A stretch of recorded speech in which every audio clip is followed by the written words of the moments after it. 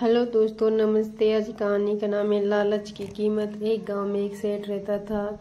इसी गांव में एक किसान रहता था। किसान को 500 रुपये की जरूरत थी। सेठ ने किसान को इन्वेस्टमेंट के तौर पर 500 रुपये दे दिए। यानी कि किसान को पैसों की जरूरत थी और ये बात जानने पर सेठ ने उसे 500 रुपये दिए थे और कहा कि तुम इनसे जो भी अपने खेत में फसल उगाओगे उससे मुझे कुछ हिस्सा दे देना। इसी गांव में रहने वाले एक मोची चमड़े का काम करने वाला किसी भी तरह अमीर बनने के सपने देखा करता था। मोची ने कई लोगों से पूछा कि अलग अलग तरीकों से जानने की कोशिश की कि आखिर अमीर कैसे बना जाता है, लेकिन कोई भी उसे संतोषजनक जवाब नहीं दे पाया।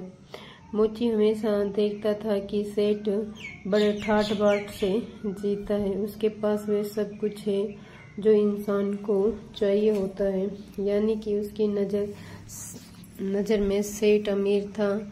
एक बार मोची के मन में विचार आया, क्यों न मैं सेठ के जैसा ही सब कुछ करूं, यानी कि सेठ की नकल करूं तो मैं भी उसके जैसा अमीर हो जाऊंगा। उसी दिन के बाद मोची ने सेठ पर नजर रखना शुरू कर दिया। वह देखता कि सेठ कैसे अपनी दिनचर्या जीता है और क्या क्या करता है। एक दिन सेठ तीर्थ पर निकल पड़ा। उसके पीछे पीछे नजर रखते हुए मोची भी निकल पड़ा।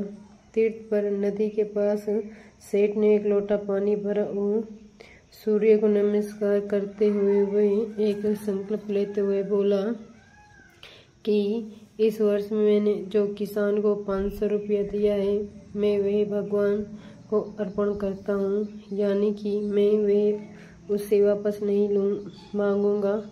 मोची ये सब देख रहा था। उसे लगा कि यह गुप्त तरीका है जिससे सेठ इतना धनवान बन गया होगा।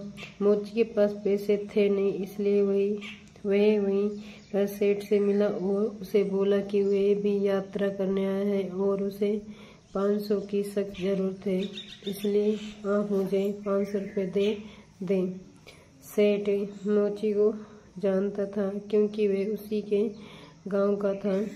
फिर भी सेठ ने पूछा, तुम्हें किस लिए 500 रुपये चाहिए? मोची के कारण नहीं बताया और बोला कि मुझे बहुत ज़रूरत काम है, आप बस मुझे पैसे दे दीजिए, मैं जल्द उन्हें वापस कर दूंगा।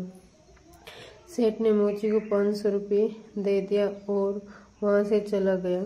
सेठ के जाने के बाद मोची ने भी वही किया जो सेठ ने किया था, यानी कि उसने एक लोटा पानी लिया और सूर्य देव के आगे पानी अर्पण करते हुए वह बोला कि मैं सेठ के लिए 500 रुपये भगवान को अर्पण करता हूँ। मोची खुश होते हुए और ये सोचते हुए कि वे भी सेठ की तरह जल्द ही अमीर हो जाएगा, अपने घर लौट आया। फसल कट गई और किसान जिस सेठ ने 500 रुपये दिए थे उसे काफ़ी फायदा हुआ, इसलिए वह अपनी फसल का कुछ हिस्सा लेकर सेठ के घर आया।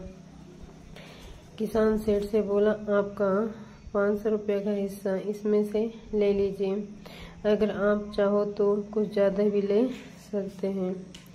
सेठ किसान से बोला, मैं ये नहीं ले सकता क्योंकि मैंने जो तुम्हें 500 रुपये दिए थे, मैं भगवान के आगे संकल्प करके उन्हें नाम करके आया हूँ, इसलिए अब उन पर मेरा कोई हक नहीं है। किसान बोला, लेकिन मैं तो आपसे पैसे लिए हैं, इसलिए मैं तो आपको ज़रूर वे वापस करूँगा। लेनदार होने के नाते ये मेरा फर्ज है। सेठ ने किसान से कहा, देखो इस हिस्से को मैं ले नहीं सकता और तुम देना चाहते हो तो एक तरीका है, तुम इस हिस्से को किसी गरीब को दे दो या अपने रिश्तेदार को दे दो। ऐसा करने से तुम्हारा कर्ज भी अदा हो जाएगा और मेरा संकल्प भी नहीं टूटेगा। ये सब होते हुए मोची भी देख रहा था।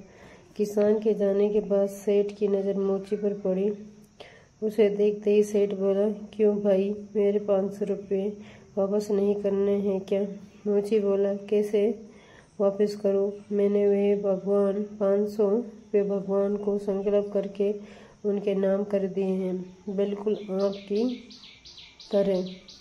मोची की बात सुनकर सेठ हंसने लगा और बोला, कैसी मूर्खों जैसी बात कर रहे हो। पैसे वे अर्पण किए जाते हैं जो किसी को दिए हों, वे नहीं जो किसी से लिए हों। किसी से लिए पैसे वापस समय पर दे देना यह लेने वाले की जिम्मेदारी होती है। इसलिए तुम मुझे मेरे 500 रुपये वापस दे दो, वरना मैं उसे जोर जबरदस्ती करके भी ले सकता हूँ। फिर क्या था, मोची के होश उड़ गए। कहा तो वह सेठ की नकल करके अमीर बनने चला था और उल्टे ही उसके 500 रुपये चले गए। अमीर बनने के चक्कर में मोची 500 रुपये का अपना नुकसान करवा बैठा। इसलिए कोई भी काम या रास्ता बिना जांच परखे अपनाना नहीं चाहिए।